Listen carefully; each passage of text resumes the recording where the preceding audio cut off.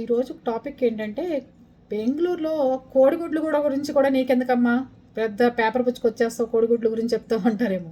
ఇవాళ పేపర్లో ఎగ్స్ గురించి వేశారు. 100 ఎగ్స్ 650 రూపాయలనో ఏదో వేశారు దాంట్లో. దాని గురించి చెప్తాను. మనుషులకి ఈ రోజుల్లో ఎవరిని విమర్శించి కాదు, బయట పరిస్థితులు చెప్తున్నాను. తిండి ఎక్కువైపోయింది. మనకి అంతకుముందు 7:30, 8ంటికి డైట్ కంట్రోల్ చేసుకునే వాళ్ళంతా మామూలుగా కానీ తినేసి పడుకునేవాడు.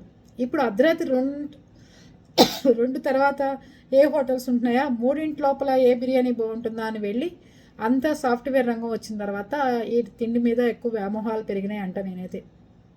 అంతేకాకుండా మనం చూడండి, అంతకుముందు రోజుల్లో ఇప్పుడైతే అన్ని జొమాటోలు, స్విగ్గీలు వచ్చినాయి కాబట్టి పెరుగు ప్యాకెట్లు కానీ పెరుగు డబ్బాలు కానీ తెచ్చేసి అందరికి వేసేస్తున్నాం.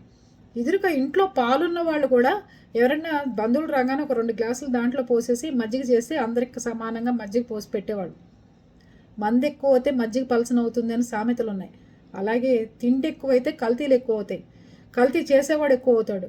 ఇంతమంది జనానికి రోజు కనీసం ఒక 50 ఎగ్స్ ఉడకబెట్టుకు తినేసిన, లేకపోతే ఒక 25 బంగాళదుంప కూరలు చేసేసుకున్నా, పెరుగు తీసుకొచ్చి ఇష్టారాజ్యంగా వేసుకున్నా, అక్కడ కల్తీ ఎక్కువ. వాళ్ళు స్టోరేజ్ చేయటం, అన్ని పాలు ఉన్నాయంటారా? మనకు అన్ని గేదెలు పాలు ఇస్తున్నాయా బయట? అన్నీ కల్తీలే కదా.